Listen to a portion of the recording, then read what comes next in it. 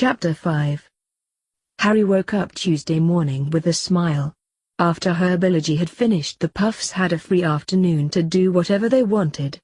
Harry had enjoyed learning to play gobstones, exploding snap, and wizarding chess. He got clobbered in all three, but they were all nice about it and he eventually ended up with less spectacular losses, in all cases a win in his opinion. Sitting up, he glanced at his clock. Again it read 6:45, and had to smile ruefully. He hardly ever woke up past 7 because of his family. Sitting up, he snuck into the bathroom to get ready. By 7:30 he was down in the commons reading a potions text and writing notes in a spiral-bound notebook. While there was a rule about how his essays, exams, homework and quizzes had to be written, quill on parchment, he could write his notes however he liked. Clicking the ballpoint, he looked up when he heard Neville call his name. "Morning," Neville said with a sleepy yawn as he sat down next to him. "Morning," Harry said with a smile. "Do you want to get some breakfast?" He glanced at the commons clock. It read 15 minutes past 8. "Sure," Neville said as Harry gathered up his stuff, realizing he came down without his bag. "Let me go get my stuff." "Oh wait, Neville," Harry said. Neville paused and Harry reached over and adjusted his tie. "You look like you're trying to choke yourself," he joked. Neville flushed then smiled. "Be right back," Neville said, then headed back. Harry finished putting his quills and books away when Neville came back through the door swinging his bag strap onto his shoulder. "I'm good, let's go." "You sure?" Harry said, eyeing the bag. Harry had only known his friend for a few days and it was already obvious the boy could be forgetful. "You know we have defense, charms and transfiguration, right? And you remember your inkpot and quills?" The other boy froze. "Bollocks," he muttered, "I better go switch the stuff out then. I don't know how you keep it all straight, Harry." Harry just shook his head, following Neville as he scurried back to the room. "I'm used to keeping long lists of items straight. Plus I wasn't homeschooled like you were. I went to a public primary. While we didn't have different periods, we had multiple items and activities that differed day to day. Though lunch was the same and the times," Harry said with a smile.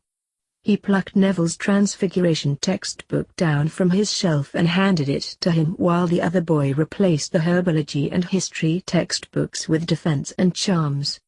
"You got your quills and ink in a safe spot?" "Not at the bottom of the bag?"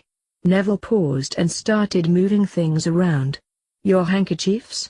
Neville groaned and Harry laughed. "Next you'll be asking if I remember to put on my pants," Neville said jokingly while stuffing a few folded clothes into his robe pocket. Harry paused and glanced down at Neville's legs showing under the robes. They weren't required to wear them, but it was something they suggested they do. There were 132 staircases in the school. It was rather common sense to have something under it, and he guessed plenty of girls wore shorts under their skirts or pants as well. Harry couldn't see under his friend's robe from his height, so he wasn't sure and asked, "Are you?" he said, and Neville just rolled his eyes and dragged him out of the room. "Yes, worrywart," Neville grumbled as he dragged him out. "Now we eat." They left the commons. They reached the hall fairly easily with Harry's map. Neville left it and his schedule downstairs, and they sat down comfortably in the same spots as yesterday. "Hey Cedric," Harry said to the third year, who glanced up with a smile. "Morning, you guys looked like a little frantic as I was leaving," Cedric commented. He'd seen the pair hurry back to their dorm room on his way out. "I'm always forgetting stuff," Neville said in response as he grabbed some pancakes and hash browns. "We should get you a planner," Harry said as he served himself some eggs.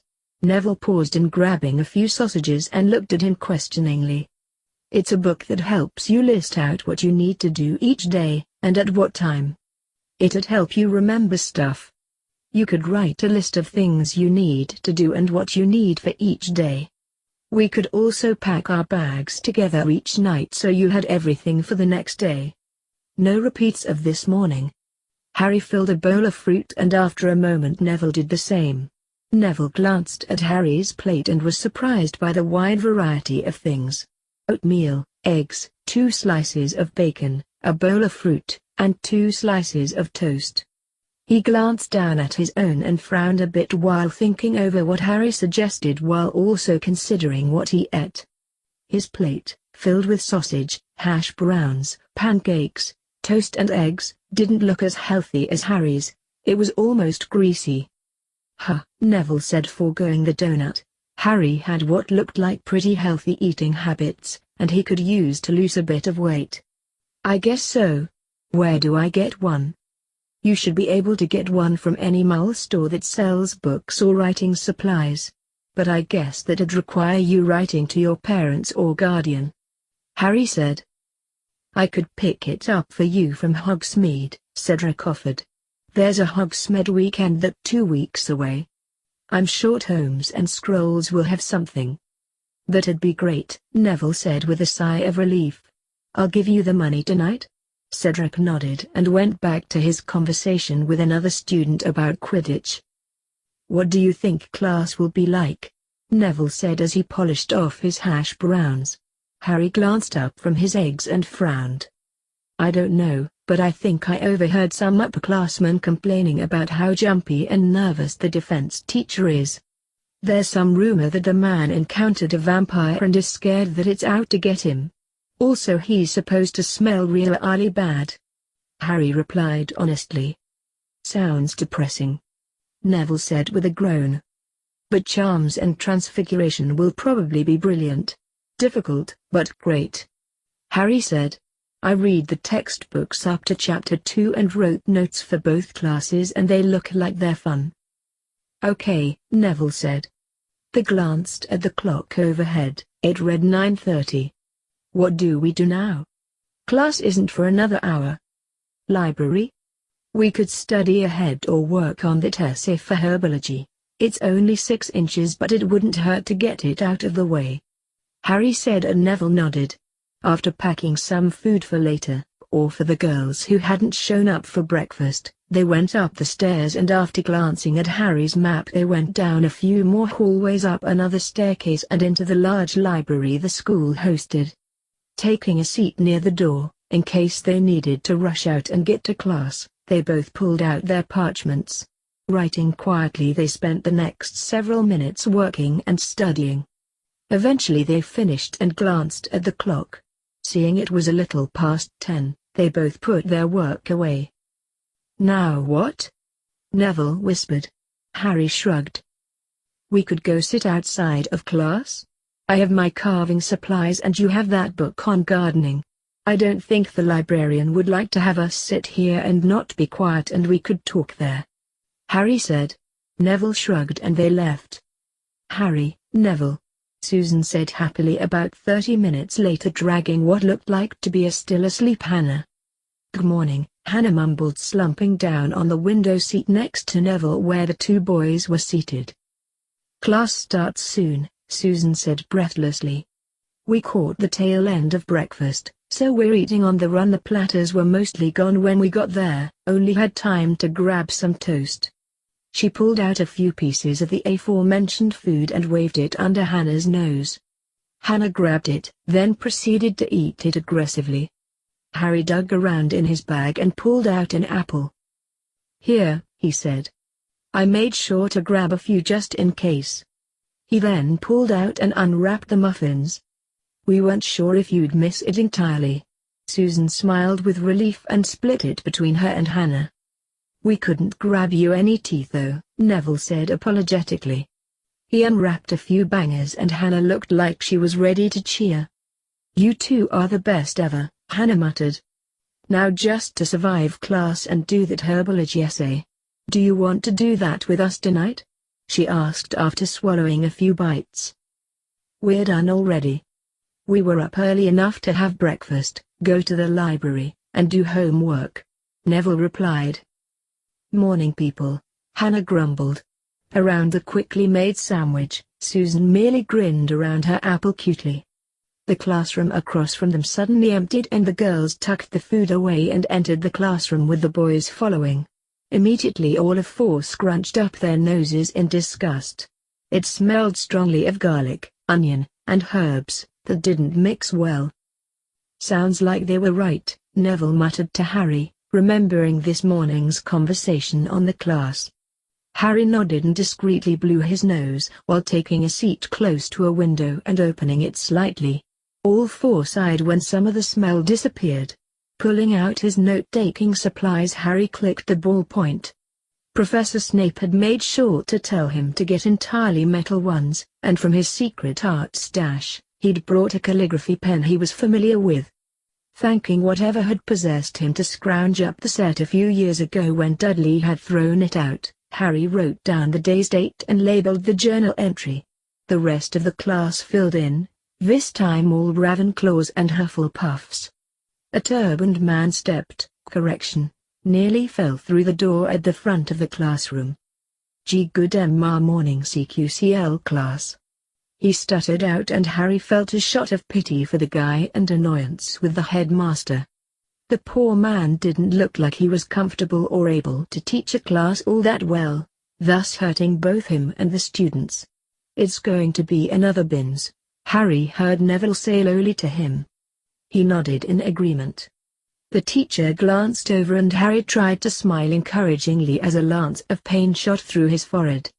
He blinked with surprise, resisted rubbing his scar.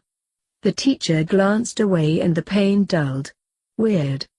Harry and his friends spent the rest of class trying to decipher out what the poor stuttering professor said. As they left, Harry felt an entirely different headache forming. "I think I feel as bad for him as I do for us," Harry grumbled, rubbing his temples tiredly, "and we have 2 more classes." The other Hufflepuffs groaned. "One with Slytherin and one with Gryffindor," Wayne said, and they all groaned again. "So we have Malfoy's sniping and the red-headed buffoon to deal with?" Harry asked. "And Granger's determined hand-waving," Megan Jones said with a sniff. A few of the boys muttered curses under their breaths. "I don't know why everyone complains about Hufflepuff," Harry muttered. "At least the people in our house are sane." A few of the other first years giggled at that. Harry sighed. "Let's just go to lunch," Justin said comfortingly. Perking up, they trooped down the stairs and sat at the end of the table. Halfway through, an owl fluttered down out of nowhere, landing between the ham sandwiches and jugs of pumpkin juice. It thrust a leg out to Harry, who blinked in surprise. Untying the note, Harry fed the owl a few pieces of bread and fruit before it flew away. "Who's it from?" Neville asked quietly while the whole table leaned over or forward. Harry opened it and skimmed it real quick. "It's from the headmaster. He wants me to stop in after class," Harry answered, bewildered. "Why does he want you to do that?" Hannah asked curiously. "You haven't done anything wrong, have you?" "No," Harry said with a shake of his head.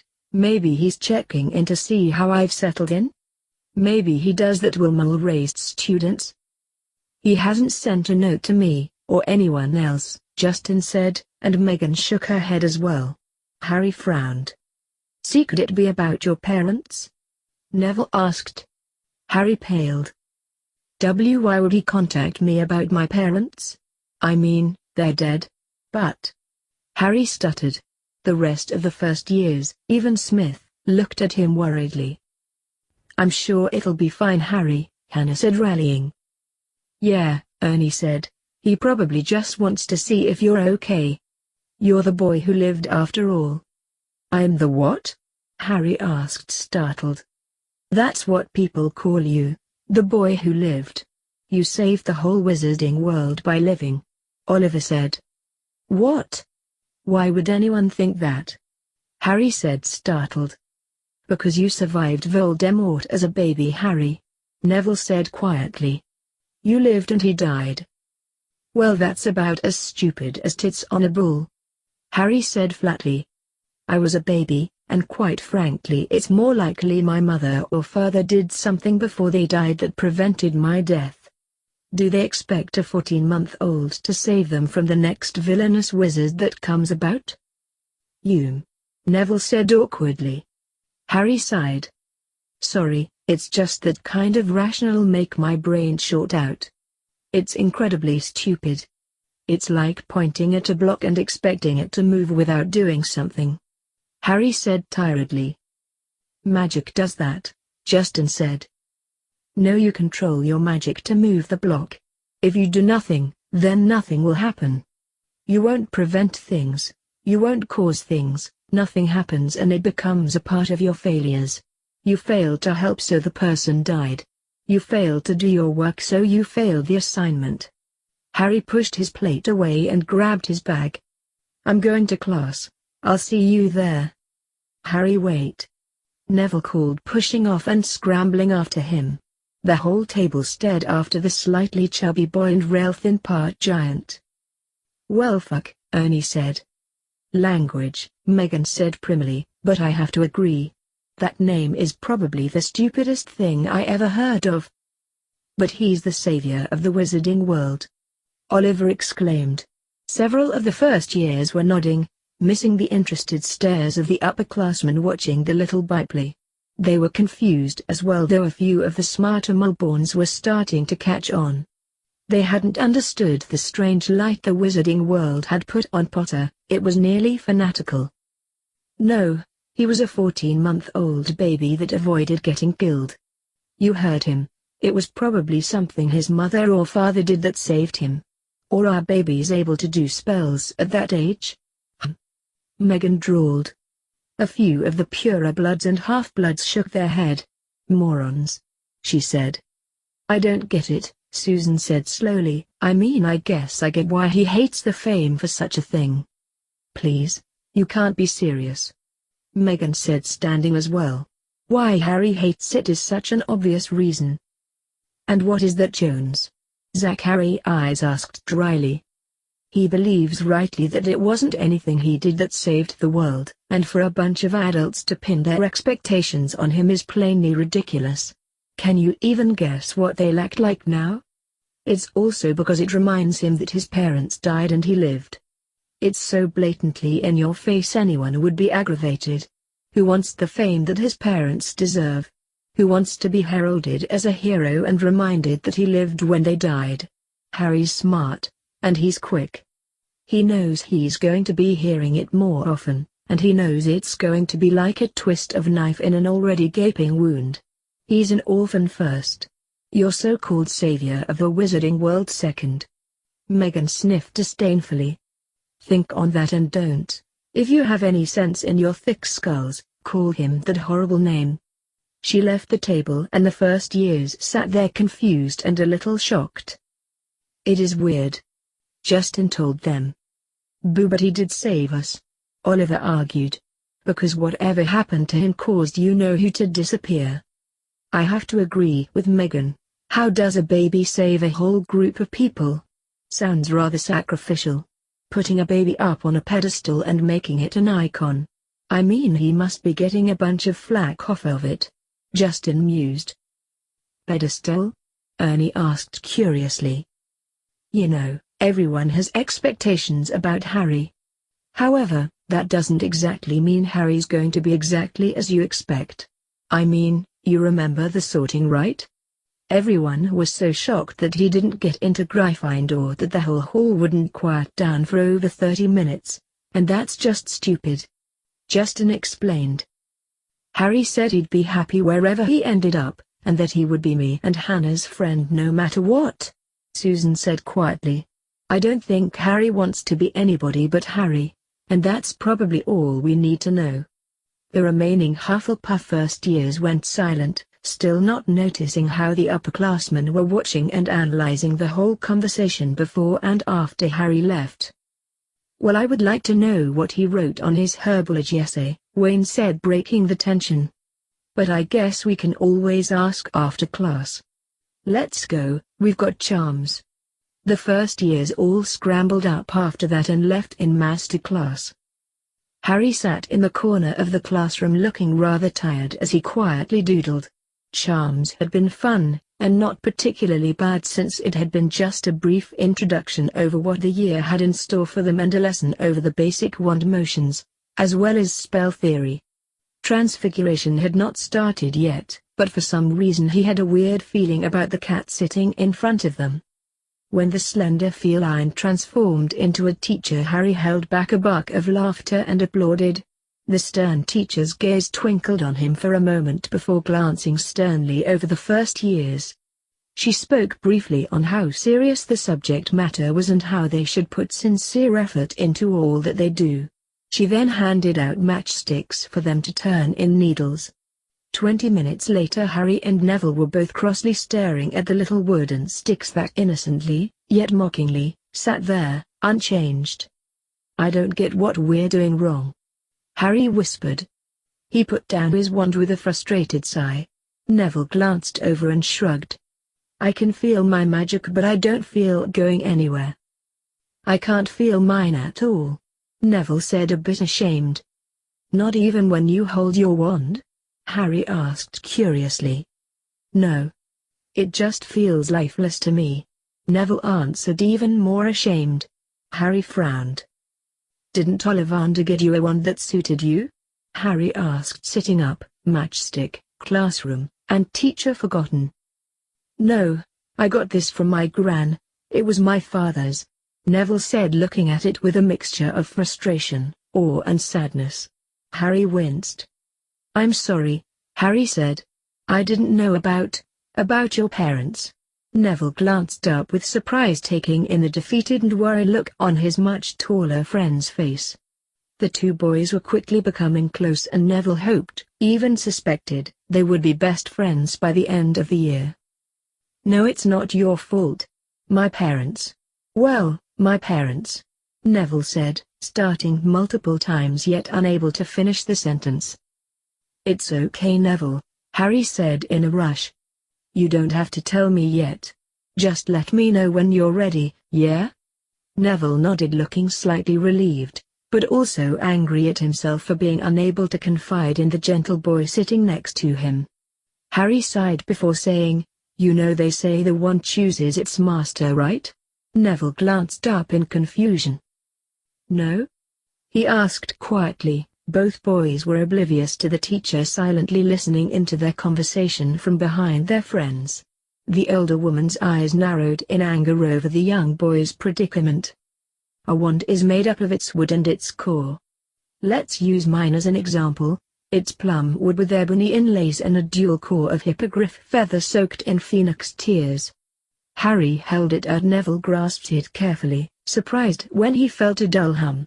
Harry's eyebrows went up when Neville absently moved it, and a few dull sparks sputtered out. "Well, it looks like something in my wand connects with your magical core. Anyway, a wand is almost a physical representation of what a wizard excels in or is drawn to. My wand denotes a powerful connection to artistry, protection, healing and power, to name a few. That's just based on the wood alone. Hippogriffs are well known for their honor and phoenixes for their healing capabilities. The 4 different parts of the wand combined allow me to access my magic to its full extent. It represents what I might do best in, as well as supports me in my endeavors." "So, my dad's wand doesn't suit me?" Neville said. "Probably. I'm not saying you can't get it to work, but it'll probably be difficult for you.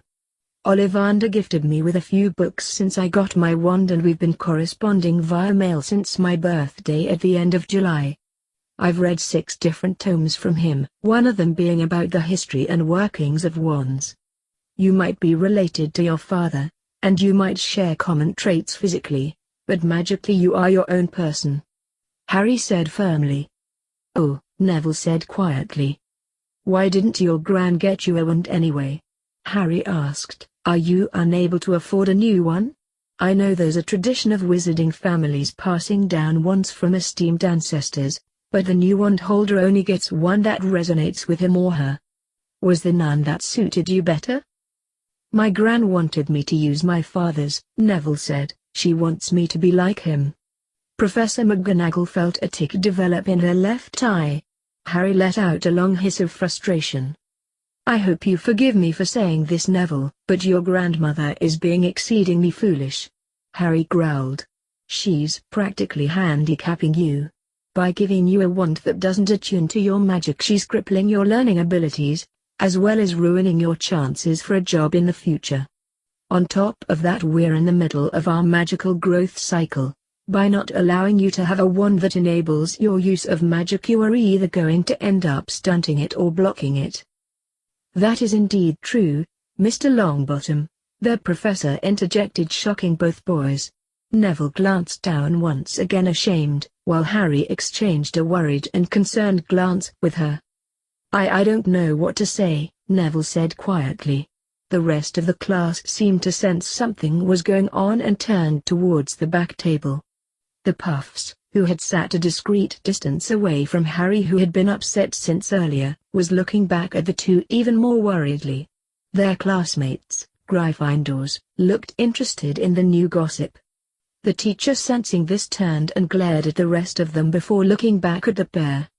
"I understand you do not have class after this, Mr. Longbottom. Mr. Potter, I would request that you stay behind for a few minutes. Please continue on with trying to change your matchsticks into needles. I'm sure you'll find it beneficial to work towards that goal, even with—" She glanced at Neville's wand in annoyance. "Your slight problem." She then turned away in a swirl of tartan, both boys looking after her with a mix of fear and respect. "Try changing it with my wand," Harry whispered to Neville. "We'll switch wands for the rest of class." Harry picked up Neville's and grimaced. This wand felt almost angry to be held by him. Grimacing, he suspected it had dragon heartstring or something similar in it. All the ones he'd held at Ollivander's with that particular core had been particularly bad with him. The wood part of the wand felt rather indifferent. Sighing mentally, Harry tried to push his magic through the wand. Feeling it stop and reverse made him internally curse. Sitting back, he practiced the movements, accepting that he wouldn't be changing the matchstick today at least. After class, the pair stayed behind. The rest of their housemates had tried to linger behind or ask them questions, but they'd been quickly shooed out by the Gryffindor head of house. Promising to meet them in the common room soon, the pair met the firm and determined eyes of the witch seated before them. "Now, it has come to my attention that you do not have a wand that suits you, Mr. Longbottom," she said stiffly, hiding the anger she felt as she mentally berated her long-time friend. "Oh, Augusta, I understand how you miss Frank, but hurting poor Neville ... she thought bitterly. "Yes, Mom," Neville said quietly, paling in front of her. Harry squeezed his hand under the table and he felt a bit of relief knowing his friend was there, silently supporting him. "I believe, Mr. Longbottom, that it would be in your best interest if we found a wand you could use for the rest of the term, allowing for you to get a proper on over the break," Professor McGonagall said as she opened a drawer and pulled out a bit of parchment. "Mom?" Harry said uncertainly as she scribbled onto it. "I want you to give this to your head of house, and inform her of what you discussed today in class as well as my suggestion. She will direct you to the lost and found room, and then speak with your guardian, Mr. Longbottom, on obtaining a suitable wand, as well as the ramifications of having one that does not work with you. Do not be worried, I too shall be talking to Augusta," she said firmly. "I thank you, Mr. Potter, for discovering this, however surprising the information may be. Rest assured all will be well, and no ramifications will befall either of you." "Yes, Mom, thank you, Mom," Harry and Neville said. Neville looked a bit dazed and Harry looked relieved. Dismissed, the two left and went straight to their dorm. Harry gave his friend a brief shoulder hug when they finally entered. Their friends, and other first years, motioned them over to a circle of couches and cushions, a small coffee table in front of them filled with odds and ends. "What was that for?" Neville asked Harry, startled by the brief hug, as they sat down. "I'm just relieved for you," Harry said, resting his face in his hands for a moment. "It's a terrible thing to have a wand that doesn't suit you. The repercussion could be severe, Neville, if it had gone on for years." A few of the other purebloods perked up at this. "You had a wand that doesn't suit you, Neville?" Ernie said, eyes widening. What in blazes were you doing with a wand that doesn't suit you? Zachary's eyes hissed. My gran. Neville trailed off blushing. She wanted me to use my father's and didn't let me get a new one from Ollivander's. I hope that it gets corrected. It is a very serious thing not having a wand that suits you, Cedric said seriously. Over the past few days he'd become the unofficial sponsor and advisor for the first-year group. I've heard tales where the wand rejected the user so violently they got ill or killed because of it. You're joking, Justin exclaimed. Several of the Mulborns and Half-Bloods were looking and listening in closely. No, it's true, Harry said solemnly. Wands are made to help wizards and witches access their magic and control it. While some wands are more able at certain magics, they are also resistant to doing others. It's a reflection of not only what the wizard is capable of, but what they are best suited for. An example of this are wands healers use. They generally are made of willow or have unicorn hair, while a number of Arazor hit wizards are known to have dragon heartstrings as cores.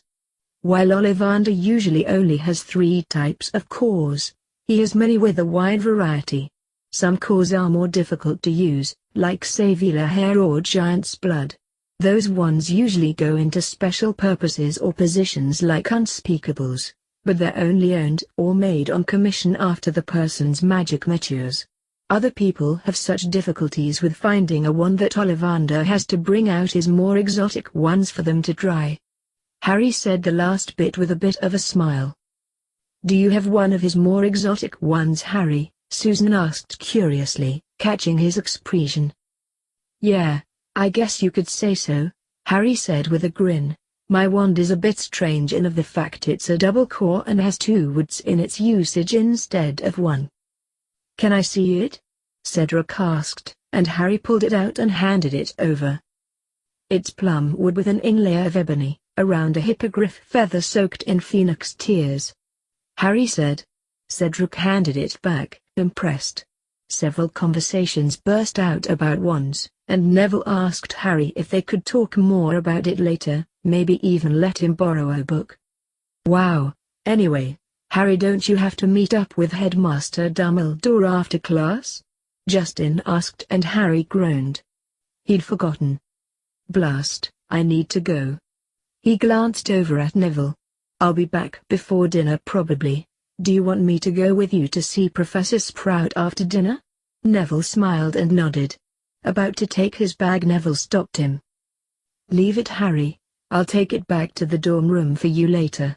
You'll be back before dinner starts, right? Neville offered and Harry nodded. Hopefully, he said, standing. I'll see you later. If you want to read about what I told you, Nev, there's a few books on it on my bookshelf next to the calendar. The shorter boy nodded with a smile and Harry left. Harry followed the directions up a few floors to a rather grim-looking gargoyle. Glancing at the letter again, he stared at the weird postscript and asked, "Cockroach clusters?" The gargoyle winked before letting him pass to go up the staircase. Stopping before a wooden door, he raised his hand to knock. "Come in, my boy," an overly cheery voice called. Harry blinked but turned the doorknob and entered. He stooped under the stone doorway and studied the decadently dressed elderly man seated in front of shelves of spinning, tooting, glowing silver items. Wincing mentally at the color of the man's robes and the strange hat, he took the chair that was offered. Ignoring its equally vibrant color and overly cushioned feeling, he greeted the man quietly. "Good day, Headmaster," he said softly. "Good day to you, Harry, my boy," the man said jovially, his eyes twinkly and staring. Harry shifted uncomfortably. The man's gaze was rather disturbing in its forward appraisal. "Is there something I can do for you, sir? I understand you wanted to see me." "I just don't understand why," Harry asked. He rather wished Justin hadn't reminded him and could have avoided this meeting till a later time or at all. It was strange to him how focused the man was on his being. He understood that he was in the man's care, but eyeing him like some bug or chess piece was rather, since he could be so frank in his own mind, was more than a bit irritating. "I was just checking in on you, my boy," the headmaster said with a wide smile. Harry refused to meet his eyes after the initial glance, stared determinedly at the small spinning globe over his puke-inducing neon pink robes. I didn't even know that color could come that bright, Harry thought in disgust. Oh, do you do that for all the mole-borns or mole-raised, sir?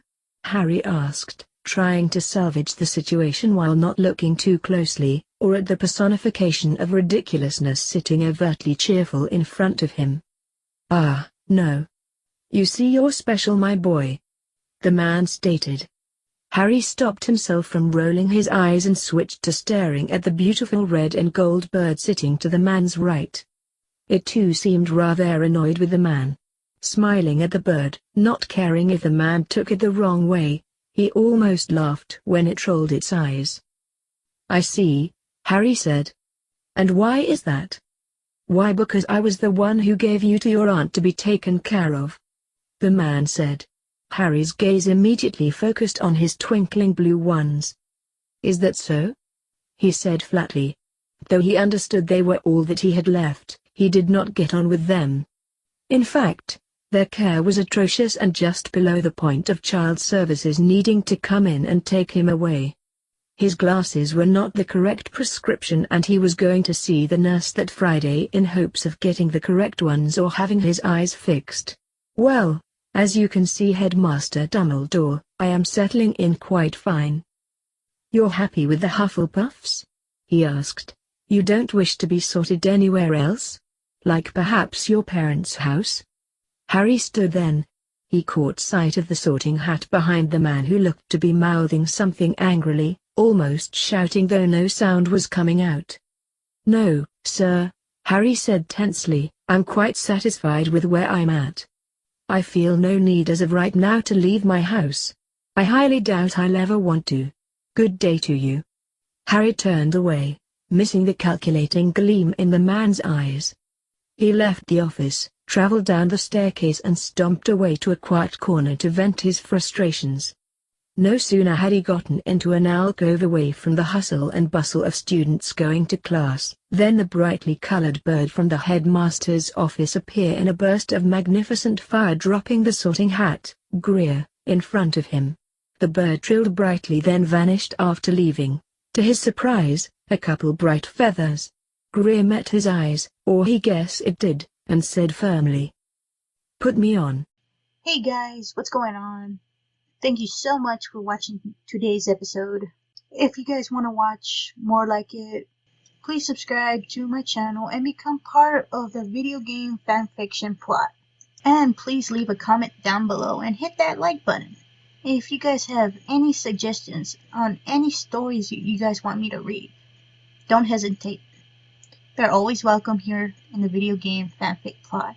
That also goes for video games. Until next time, goodbye!